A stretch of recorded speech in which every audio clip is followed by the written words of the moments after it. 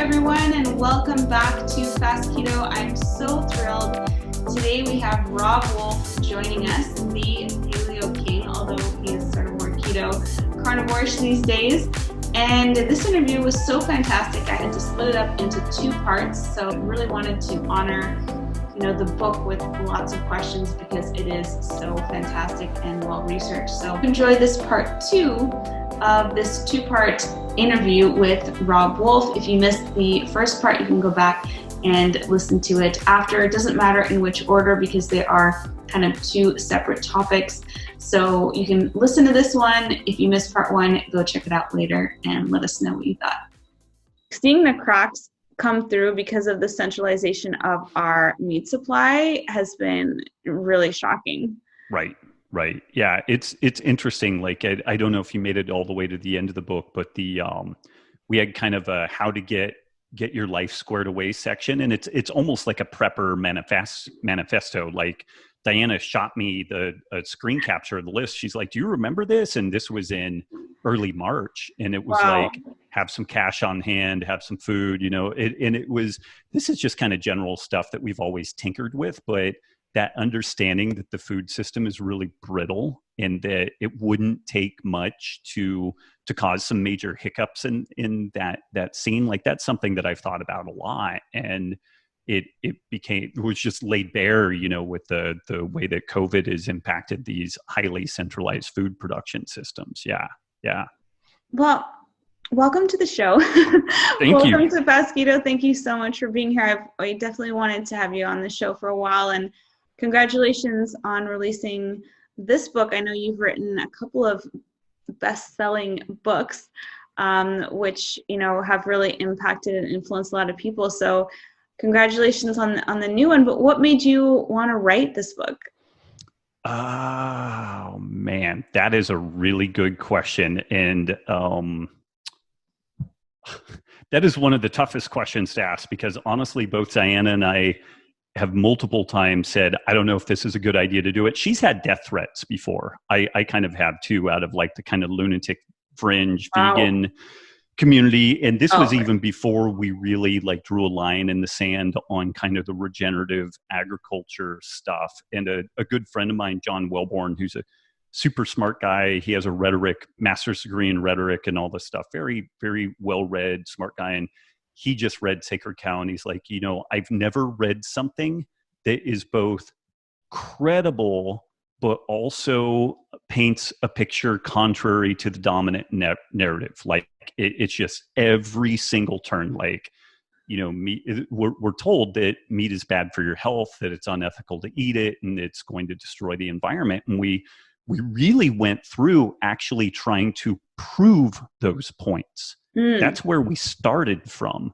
And then just by elimination, it's like, well, it fails here, like the water usage and the land usage and nutrient density. And then even the ethics side, like row crops, as far as the eye can see, is super injurious to a lot of different organisms. And so it's funny because one can make pretty good money in this space if you focus on abs and skinny jeans, and I've certainly done my share of that. But there was this deeper story where we would have people that would reach out to us, or it would be like a comment on social media, and they're like, hey, my life has been transformed by this way of eating, paleo, low carb, keto, what have you. But I'm really concerned that I'm destroying the planet and I'm going to leave nothing for our children. And so that was part of the impetus, where it was like, seemingly no one else was willing to pick this thing up because it was such a stinky pile of poo that, it's incredibly complex to unpack all this stuff. Like the book finished in editing, which I'm pretty happy with how it turned out, but it finished at over 300 pages. The manuscript we turned in was 600 pages long because we're dealing with the health considerations of eating meat, the environmental considerations, which includes like ecology, non-equilibrium thermodynamics, soil chemistry. I mean, it was just there should be whole big books on those subjects. And so we tried to do it in both a well-referenced and credible way, but also in a way that is like telling a story and that people who arrive at this situation without a background in all these topics can like jump in and experience it and understand it. So it was a lot of work. But to more directly answer your question, we didn't notice anybody else kind of championing this cause, and we just felt like it was super important to address all of these different features. And we really did. Clearly, we have biases.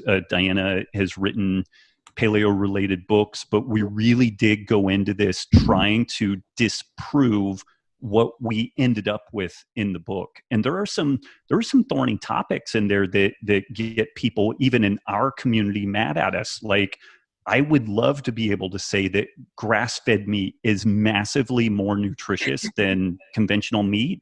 Yeah. And it's just not. That's And my favorite part. Yeah. We've had people so mad at us, and we did everything we could to torture the data and flip it and grind it, because this would be a great narrative. It's like, oh, it's way more nutritious. Now, grass-fed dairy is massively more nutritious. Pastured poultry Yes. is more nutritious. Eggs, Yes. wild-caught seafood, all of that stuff is way more nutritious. But the reality is that beef spends 85 to 90% of its life on pasture. So that remaining 10 or 15% really doesn't change things that much. And then people will say, well, what about the omega-3 content? Grass-fed beef has a little bit more omega-3, but literally like a finger-sized piece of salmon has as much omega-3 as like 5 pounds of beef. So if you make that argument, but then you go eat some almonds, you just wiped your omega-3, omega-6 ratio out, because almonds are quite high in omega-6. So There were a few things like that I would have loved for it to be this like ironclad story. It's kind of like the vegan films. Like, there's never any drawback. There's never any deviation. Like, veganism is more morally justifiable, and it's more, ecologically friendly. And there's never a crack in the wall. Whereas with us, we have maybe 4 or 5 major things where it's like, well, ecologically, we would say that pastured meat is definitely a win. And we could make cases around better worker treatment, better animal experience, but like the nutritional delta is not there. And like, people are going to eat us alive on that. But yeah. I think that's so important, though, because the bottom line is really making health more accessible to everyone, and not just, the elite who can afford, to eat vegan or, go out and get all these supplements and things, but to everyone, and anyone should be able to access nutrient-dense foods. And we want to simplify that message as much as possible and democratize health for everyone. Mm-hmm. And it shouldn't be something, elitist. And so I love that part of the book where you talk about that, because there are so many people who think, well, I can't be meat-based or paleo or keto or carnivore or whatever, because I can't afford, the grass-fed, like Dr. Ken Berry says, panda massaged meat and all that. Yeah. And it clearly, like, social justice topics are a really big deal right now, and rightfully so. Right. But it's ironic that a very wealthy, largely white, vegan population is suggesting that every culture on the planet that consumes animal products is broken and backwards. And some of the research that we did on the health side of this, and this is very well documented and supported, but when you look at, say, like academic achievement and cognitive development within children, one of the biggest factors that you can really delineate out of this, like having parents in the house are important, and a lot of different things are important there, but nutrition is massive. And the kids that get access to animal products early in life are disproportionately successful and have an advantage. You could kind of say it's privilege in a way, and maybe it is, but what we're being told, like, there's a piece that just literally dropped yesterday that from the guy Chip, who did the vegan film What the Health, and he's suggesting that the meat industry, in addition to a bunch of other stuff, is actively trying to like undermine the Black community. And I haven't seen the whole thing. It's just a trailer right now, but this stuff has gotten really politicized. But it's really interesting in that if our position is accurate, that animal products are disproportionately beneficial, particularly for developing children. And then we're being fed a narrative that people living at the margin should eat fewer animal products, not more, and that any type of animal product is better than none. If we're right about that, then the dominant narrative is going to doom people who are Yes. already at the margins, who are already struggling, to even worse outcomes. And so this is maybe we're wrong, maybe we're completely wrong, but let's at least have a discussion around this to make sure that the dominant narrative is accurate, because when you look at nutrient density, nutrient deficiencies, and success-based outcomes, it really looks like, I mean, in Europe, it's generally considered child abuse to feed children a vegan diet. It is not appropriate or endorsed. Whereas in the United States, even though there's no scientific data to support this, the American Council of Dietetics says that vegan and vegetarian diets are appropriate for any part of the life phase. But there is no data that suggests that that's appropriate for children. And if somebody gets to be 18 years old and they want to experiment with their life, I think that's great. But there's very compelling reasons. If you don't feed a child properly, he or she will never develop cognitively the way that they should have. If they're B vitamin deficient, if they're iron deficient, they will have cognitive impairment their whole life, and there's no way to fix that. And that's a massive gamble. It is. It absolutely is. And I know there's research showing that brain size and higher brain size in children is associated with weaning them onto meat. So I know Canadian policy recently changed. I think it was some work done by Amber O'Hearn. They changed their policy to advise that you can, wean children onto meat and not just like fruit and, vegan plant foods and things. But it is really, I heard you say on one podcast, like not everyone in the world has access to a local CVS. And that really is like the height of privilege, is people who have unlimited access to the most nutrient dense food in the world, and then foregoing it, and then telling everyone else that if they don't do it, that they are, contributing to environmental pollution, and they're, bad people. And when most people can barely even afford to have nutrient dense food in their diet, and here we are just foregoing it and saying everyone else needs to do that. It makes me embarrassed to be human when you think about it that way. It's pretty painful, and I get that there's probably some good intention there, but I say frequently the path to hell is paved on good intentions. And Diana uncovered this story that was just so fascinating. But in different areas of Africa, there are millions of women that culturally are not legally allowed to own land. It's just not in the structure. But the thing that they can own is livestock. And that is their economic support. That is the food for their family. This is a status-based deal too, where they just feel good about themselves, and they are a functioning member of their society. And largely white, largely Euro or American-based vegan-centric folks are suggesting that their way of life is destroying the planet. And so you throw that out there, and the alternative that's being presented is that these people who are arguably food independent, like if the world collapsed, these people could continue doing what they're doing, and they would clearly be affected, but they could continue. What's being suggested is that these folks should be 100% dependent on the exports of US and European farm subsidy programs of row crops. And we're seeing places like the nation of Curacao in Venezuela, where they offshored, they basically made all their indigenous food production disappear. And if there's ups and downs in the economic cycle, like they can be exposed to massive food insecurity, like starvation level stuff. So this is when we started, circling back around your original question, we started looking at some of these other elements like food security, and we're like, if we end up in a world in which there's basically like 4 starch-based crops that feed the bulk of the planet, so we're in a human pandemic right now. Okay, that's a problem. There's all kinds of challenges there.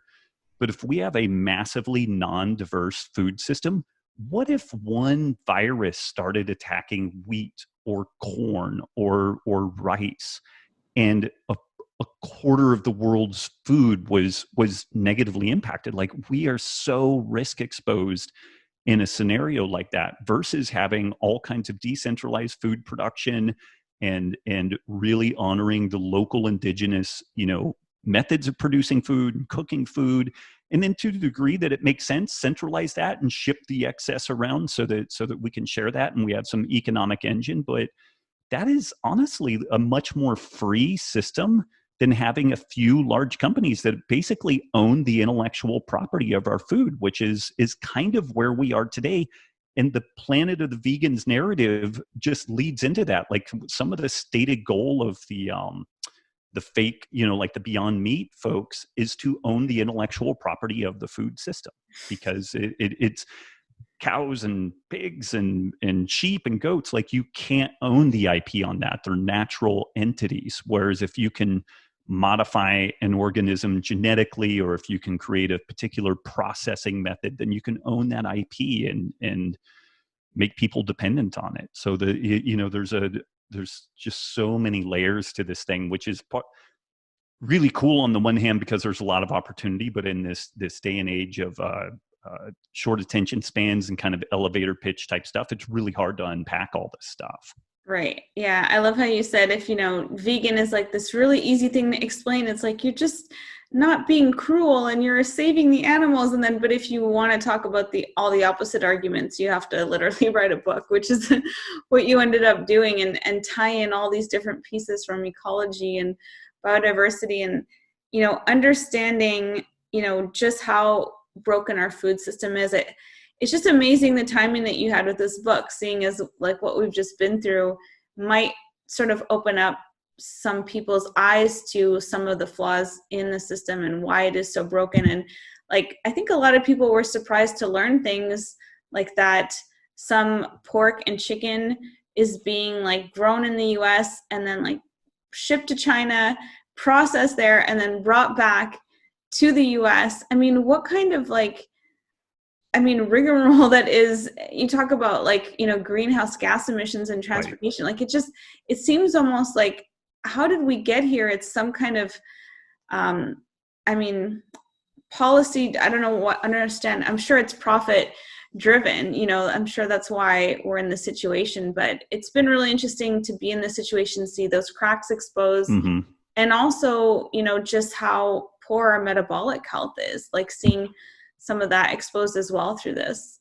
Yeah, that was something that, I fortunately, I think that we've discovered that this COVID-19 experience, it's not quite as bad as what we maybe initially thought it would be. It can be very, very bad for people who are metabolically unhealthy. And the one thing that really perked my ears up and made me nervous early in this, a report that was published 2 years ago suggested that fewer than 12% of Americans are metabolically healthy.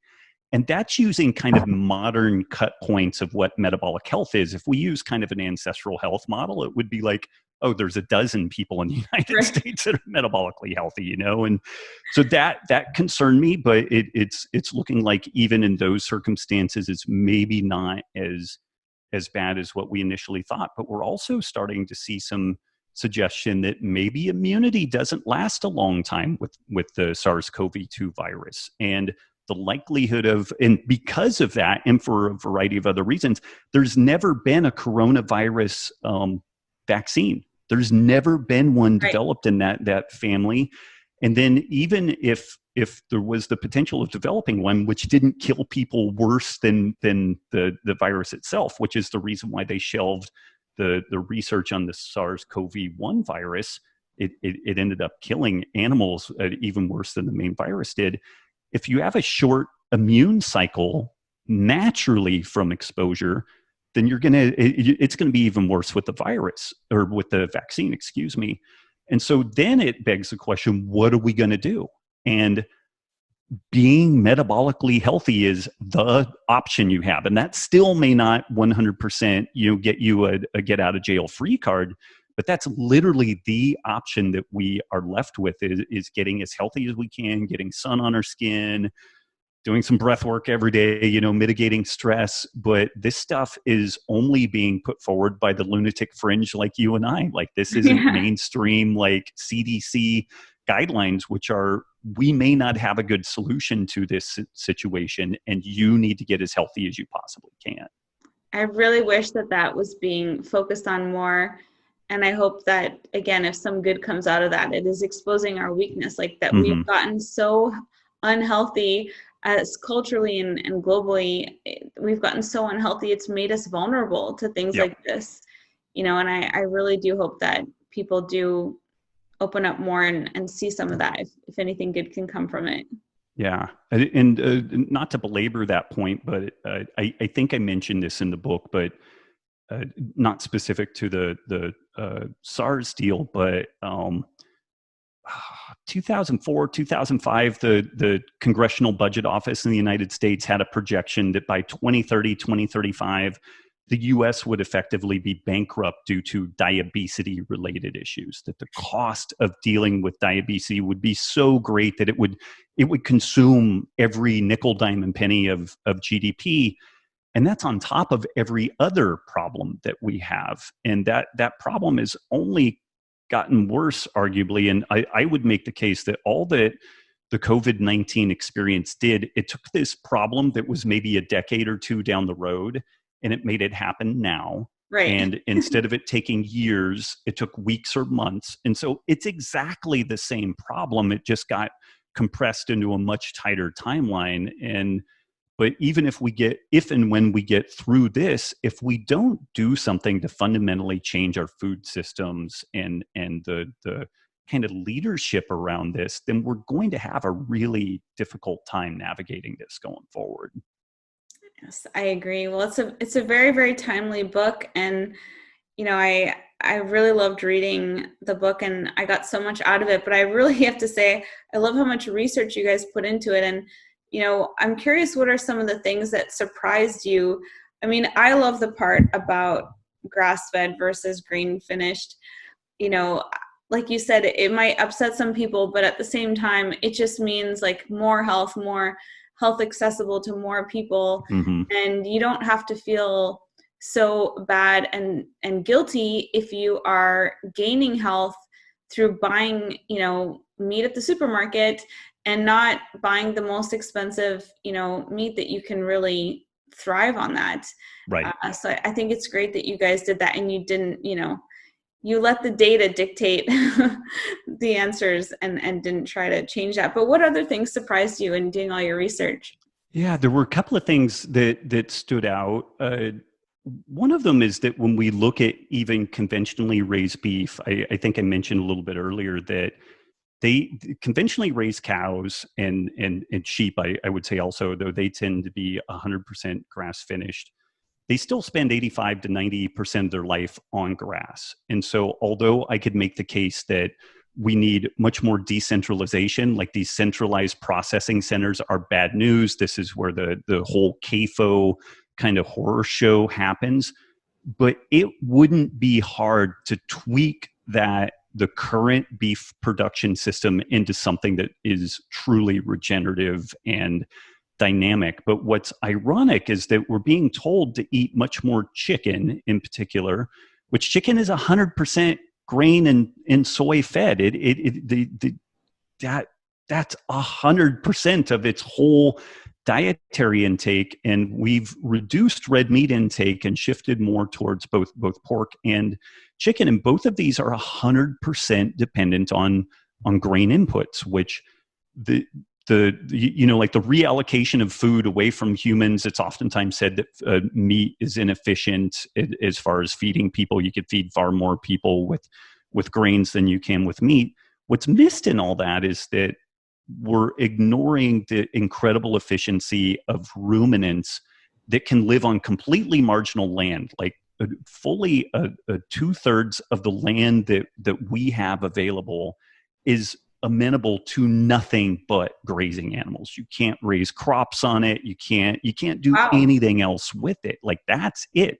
These have historically been places that huge herds of bison and elk and reindeer exist. And so that's the only thing we can do with those locations. But we are shifting a fair amount of resources into the intensification of raising, say, like chicken and pork. And Leonardo DiCaprio did a documentary film before the flood where he really runs down the meat industry. And then at the end of the film, he makes the suggestion to eat more chicken. And this is just one of those things that's totally crazy. You know, it's like he didn't do any research on this at all, because the resource intensiveness of chicken is just orders of magnitude greater than what it is for beef. So that was definitely a big deal. And one of the other things that floats around out there is that the beef in particular is very water intensive. And what was interesting about this is one of the best papers on this topic came out of the Netherlands. It was a very thorough paper, and it looked at green water, blue water, and gray water. Green water is rainfall that just falls on the earth. Blue water is lakes, streams, and below ground aquifers. And then the gray water is kind of like the wastewater component, because you have to think about what type of effluent and outflow, you know, comes out of these different systems. And what this paper suggested was that plant-based materials are more water efficient than the water usage within cattle. But what was fascinating is the study authors didn't account for the fact that 98%, 96 to 98% of the water that is allocated to ruminants is rain that falls on the earth. It's going to fall on the earth one way or the other, and we're either going to grow grass, which feeds animals, or we're not. And if we don't, that's how desertification occurs. This is where like the grasslands die and the desert takes over. So when you adjusted for that, for the fact that this is just rainfall that's feeding the ecological systems and it's not being, you know, reallocated away from anything else, then animal products end up being incredibly efficient in that circumstance. And we actually wrote a letter to the people who did that original study, and we're like, why didn't you look at this? And I got a response which kind of surprised me, and they said that they were actually going to reevaluate their position on that because they hadn't really considered that, but it just seems so obvious to me. But those are two really big ones that here's an interesting aside. It's oftentimes said that a massive amount of grains are allocated into cattle production in particular. I will concede that a massive amount of like grains and soy type products go into chicken and pork, but within cattle, the bulk of what they get is actually leftovers from the ethanol industry. And the ethanol industry consumes fully 30 to 40% of all of the grain products, mainly corn, that are produced in the United States. But yet the vegans never say we need to halt ethanol production. Right. It's always the focus on cattle. And what is fed to the cattle is the leftover crop residues after the fermentation process, after ethanol is produced. That's what's fed to these animals. And so there's just lots of ways that you can kind of tweak the statistics and the numbers on this thing to either look favorable one side or the other. And I think all of these questions are great, but this situation, I mean, kind of politics in the US have taken on this team sports feeling where it's like win at all costs. Right. And in team sports, I guess that's okay because the world doesn't depend on the outcome. And if you cheat short term, I guess it's kind of okay. But if these folks are really concerned legitimately with sustainability and they want a food system that you could come back 1,000 years from now and it still exists and the world is thriving, it is not a row crop centric food system. It's just not like but that is literally the only. It's interesting because places like the World Health Organization will on the one hand say that the row crop centric model is unsustainable and is going to lead to ruin for humanity. But yet on the other hand, that is the one system that they seem to be advocating for because it's this like plant-based deal. And so on the one hand, we kind of understand the conundrum that we're in. But then on the other hand, when we look at what the solutions are, they go so contrary to the standard narrative that even the people in charge of trying to unpack this stuff kind of make the wrong decision. Don't get me started on celebrities influencing policy and populist ideas while they fly their private jets to award ceremonies and tell everyone to be plant-based. I mean, like you mentioned Leonardo DiCaprio in there, and telling people to eat chicken. Unfortunately, like you said, it's well-intentioned, but it's the lack of research, and that's why it's so important for people like yourself and Diana to be writing these books, so we can really understand like how broken the food system is and how we can fix it. And it also seems like some of these things are a lot simpler than we think they are. Ways that we could repair the food system. And you guys really lay out a roadmap for that and how we can accomplish that together. And I think it's really important for people to understand like the greater cost of like this massive looming like healthcare, expenditure that's going to come from having this population where only 12% maybe at best are metabolically healthy. Yeah, it's a huge deal. And it is interesting because in this time where topics of privilege and social justice and stuff like that are really big, and again, rightfully so, when you really, it's tough because I'm so hesitant to say the truth because people just lay stuff out, and like there's a Guardian piece that just like savaged regenerative agriculture. It has all these citations. It is only citing other Guardian articles that are that are really not representing the science properly, and so folks are so brazen in saying, well, these are the facts, and they're unassailable, the science is settled and whatnot. Right. But this is some of the stuff that I would just encourage people, if they're kind of sitting on the fence a little bit, like ask yourself, do you want a food system in which a few huge multinational corporations that are not beholden to any government, are not elected, are not transparent, do you want them in charge of your food system? Or would you like literally millions of people around the world running regenerative farms that address the local cultural considerations of the people there? And also, in this age of artificial intelligence replacing more and more of what human work will be, it's interesting, highly algorithmically driven things like being a doctor, being a lawyer, those are arguably going to be the first things that are 100% replaced by AI. There's actually not a lot of creativity in that stuff. There are super known boundaries about what occurs within medicine and legal features, and it's very algorithmically driven, and it's already understood that those are going to be some of the first things to go away. So what are people going to do for work? And when you look at what a regenerative farmer, a regenerative rancher does, it is creative problem solving, morning, noon, and night. Right. And creativity is arguably going to be the last boundary, the last frontier for AI to ever go into. And it's arguable whether or not AI will ever be creative enough to solve problems like that. So this could literally be like a socioeconomic solution. Like farm and ranch work is hard, but life is hard, but there's also a really profound sense of I think pride and identity with not just feeding yourself, but feeding the community around you. And this is something that could be realized with a global decentralized food production system. And then even though people will cry foul of places like Walmart and Costco because they're big corporate entities, there is a reality that they are geniuses at distribution and logistics. So you could really make a case for a highly decentralized system, and maybe there's even some blockchain woven into that so that we can track all of the food and where it comes from. And if there's like an E. coli outbreak, like we nail that thing down and we know exactly where it is and we're able to fix that.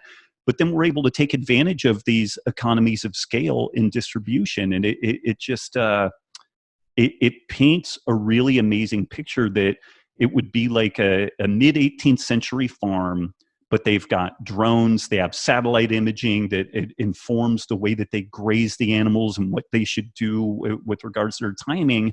So it looks like an 18th century farm with some really high-tech interface, and then an ability to take all of this amazing high-quality food and mainly probably consume more of it at a local level, but the excess starts getting distributed around, and it's a much more resilient system. It's a system that, not just in the United States, like rural America used to be where the bulk of people lived because the bulk of people were farmers. And we've shifted to a much more urban focus. And I believe like 8 years ago, 10 years ago, the first time in the history of the world, more people lived in urban centers than rural locations.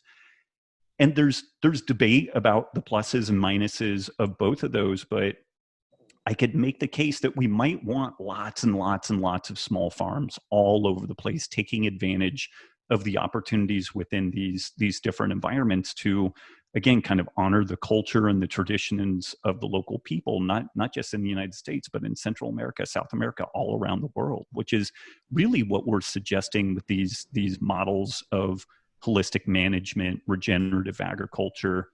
And again, the individual people are the owners and the stewards of that process, not a few billionaires and trillionaires that own the intellectual property of our food. Right. And it's sort of, instead of this top-down governance, you have solutions being, achieved at the local level. And I'm all for decentralization when it comes to everything, because it just seems like how the more and more there's always this push for centralization, and that just makes it so much more complicated. The more people there are, 7 billion people who have different ideas about how to live and how to be.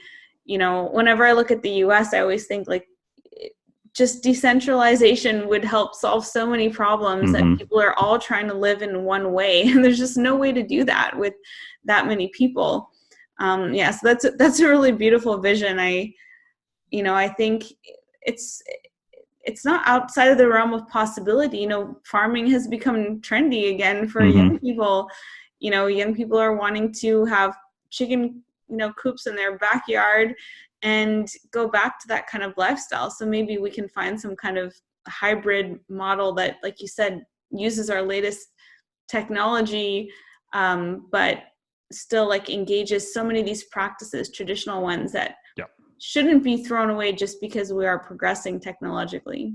Yeah, it's interesting. Some of the smartest, clearly wealthiest people in the world, the Bill Gates, the Mark Zuckerbergs, technology in the tech model has been successful in some ways, but it also, like, there's a lot of these things that are, multi-billion-dollar valuation, but yet it doesn't produce a profit. And so it's kind of like, okay, I don't fully understand that. Never understood that. Yeah, it still is. I would love to do that. I still haven't figured out how to make that thing work. But this tech scene, ironically, has been some of the most vocally opposed to the regenerative agriculture movement. And it's because it just doesn't seem to square with their sensibilities that tech will be the solution. But we can't tech our way around thermodynamics. We can't tech nature has had billions of years to streamline the efficiency of capturing energy in the form of sunlight, turning it into grass, and then animals of various types turning that grass into other biomass. And it's remarkably efficient. And when you look at the redundancies and the diversity and all these other factors, to assume that we're going to come in and improve that in some way is kind of madness. Like, we should be using technology to foster the ecological process as much as possible. But it's been really interesting. Like, some of the most cranky, vocally antagonistic people towards the regenerative ag scene are super well-educated technology people. And which is ironic to me, because I know they've taken physics, I know they've been exposed to thermodynamics, and it's as if they've never paused and said, well, how does the energy inputs and outputs of our food system really play out? Like, let's think about this and then start investigating it. Yeah, I think there may just be a lack of critical actual critical thinking happening on lots of levels, because you look at, nutrition policy and even how a lot of physicians practice without studying nutrition. And yet, like, they've all studied the biochemistry, and yet they somehow disconnect from that in medical school and stop paying attention to, when we know, like, if you just look at the biochem, like, you can understand how all this stuff makes sense, but they're like, they ignore it somehow, even though they've studied it. And then, they're practicing things that don't make sense when there's just a lack of critical thinking at that level. That's like, it's all being challenged now, which is kind of interesting and exciting time to be in, that, to see all these old things being reset, and maybe we're coming up with new ways. Maybe this is our next, evolution. And it's being triggered by a system failure. In my hope is that we're able to do a soft landing on that system failure. Right. Like we will, if humanity is still here 1,000 years from now, we will be using regenerative agriculture, period. The question is that after a wholesale global ecological collapse with all kinds of war and all kinds of famine and all kinds of horrible stuff, or do we steward that process in a conscious and informed way? But if humanity goes on, it will not be a row crop centric, synthetic fertilizer food system. It just won't. Like we don't know exactly how many. Oh, this is another interesting thing. This has made it into films. It's made it into research papers that we have 60 harvests left before our topsoil is gone.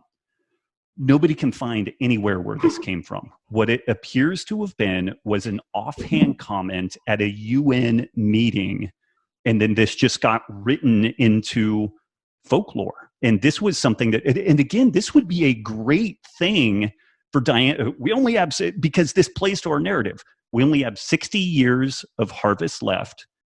The row crop centric model is destroying the topsoil, and that's all well understood. But that thing, I wouldn't say it's a lie, but it became this meme that literally has no basis in reality. And this was another one of the things that we dug up. And again, it would have been great. It would have been far easier and would have played to our hand better to be like, we have 60 harvests left and we have to shift. But we pointed out in there, it is crystal clear that we are destroying our topsoil at a remarkably fast rate. But nobody knows exactly what the numbers are, and it's not uniform. Some places are going to run out of topsoil before other places, but there is my main point there is that 1,000 years from now, humanity will not be producing food in a vat. They won't be, it won't be a laboratory food. If we're still here, it's going to be some sort of regeneratively produced food, and in that. And I guess my flip side with that would be prove me wrong on that. Like, how do we not do that thing? And that's a kind of an interesting aside. I know I'm jabbering like an idiot, but within Impossible Burger, there were life cycle analyses, which are these full thermodynamic inputs, outputs. Like, they're incredibly expensive to do. And they looked at what the total carbon footprint and the energy inputs were for like the Impossible Burger. And it had a net positive carbon release, and it was very energy intensive. The same outfit, Qantas, that does life cycle analyses, did one for White Oaks Pastures, and the White Oaks Pastures meat is a net carbon sink. You put more carbon into the soil and take more carbon out of the environment than is released in the process of that. And ironically, the two are exactly opposite each other. So then some further analysis said that if you wanted to do the lab-grown meat, what you would need to have is a regenerative agriculture system to produce the raw materials to make the lab-grown meat. Otherwise, that whole thing fails.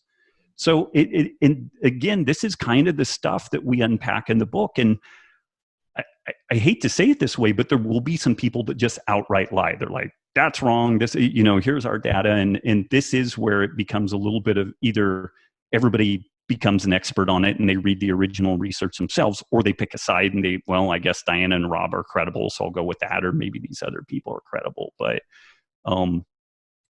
what we arrived at was any way that you wanted to look at this thing, the industrial row crop system has an expiration date on it. And that would be my main thing that I would throw out to the well-meaning vegan or vegetarian-leaning folks is, if that is accurate, then what does that mean for our food system? What is the implication there? If pulling nitrogen out of the atmosphere, turning it into nitrogen-based fertilizer, using massive amounts of fossil fuels to do that. And then the application of that nitrogen-based fertilizer destroys the microbiome within the soil and destroys the soil. Then what does that mean? How do we fix that? And the implication ends up being pretty obvious. You need animals as part of that system. I'm actually hopeful. I think you must be if you wrote a book like this and you have children, so you want to be hopeful. But I'm actually hopeful, and I'm surprised by how quickly we're actually seeing certain changes. I think it was just this week that was it the Cardiology Journal. They did a reassessment of saturated fat. We saw Harvard recently saying, certain things about, they were revising their statements about cholesterol. The head of the, I think the new head of the American Diabetes Association, she does like a low carb diet. And she said that she manages her. Yep. I feel hopeful. I don't know about you, but it does seem like things are happening, and they're happening faster than I would have predicted. And so I do feel hopeful that change is happening, and that somehow, this message is getting out there. Like, you could sit and look at all the vegan propaganda being pushed out and how awful it is. But then, on the other side, there is change happening, and it is exciting to see. It is. And it's the costs of doing things wrong are becoming so massive that we just can't, we're not going to be able to do anything else. And I don't know if I make this point in the book, but I've made it elsewhere. 2017, there were, I believe, 30,000 peer-reviewed articles on type 2 diabetes. Yet our rates of type 2 diabetes continue to increase. And this is, you just stop and you think about it. Think about building a bridge. If I know more about bridge building, if I know more about chemistry and engineering and material science, how does anything like that, like our cell phones, although they kind of get more expensive, when you look at what they can do, they both get cheaper and better over time. There's this kind of Moore's Law deal. So it is unheard of to understand something better, but yet have it be more expensive. The only time you see this is like the military, where like toilet seats cost $6,000 or something like that, But because of our broken food system, in particular in the United States, the broken healthcare system, we've had these artificial buffers against kind of market-oriented signaling, but we're at breaking points with all of that, and this has been a bunch of the work that I've been working on. Peripheral to this is a medical risk assessment program trying to get the ancestral health model as the baseline. And it's like, hey, you want to do your thing? Great. I'm going to have my group of people over here, and they're going to be the tranche of people that I share my insurance and my resources with. And then you guys do what you do, and let's see who wins in 20 years, And I think that we're getting close to some stuff like that. But like the rate of new drugs coming online has plummeted. It's super expensive. They're all really toxic. Trying to address these complex metabolically driven diseases, it's an abject failure. The only thing that works is good food and exercise and sunlight. Like that's it. And so it is interesting. It is a little ray of hope that we may just make the poor process so expensive that we have nothing left but to do things right. Yeah. It's funny, when I was doing my last modules in school earlier this year, I had pharmacology, and I was like, they were explaining every drug, and I'm like, oh, well, keto could do that, or like paleo keto could do that, and carnivore could help with that, and almost every drug, I'm looking at how we make things so complex, and yet just like natural food and ancestral living can help with so many things. How are things going with Healthy Rebellion Radio? Where can everyone find the Healthy Rebellion Radio community? I know you've been working on that, and we can kind of finish up on that, and you can share how that's been going with our listeners. Sure. Yeah. Just really briefly, about April of last year, I got up and I had a text and a phone call from both Mark Sisson and Chris Kresser. I'm like, this is odd. Like, what's going on here? And they're like, hey, did your site get hit with that update? And I was like, what update? And then we started poking around, and like we had taken a 97% haircut in our site traffic. I had hundreds of articles that were like front page search return on Google. A lot of long tail stuff, like Hashimoto's thyroiditis and gluten and stuff like that. But there was a lot of stuff. There were some big ones like the What the Health film. When you search for that, my review of the film was second or third on the first page. And then I got up one day and like that review was page 40 or 50 of Google, and so Google did this update, and it's an interesting mix. Low carb sites really got hammered.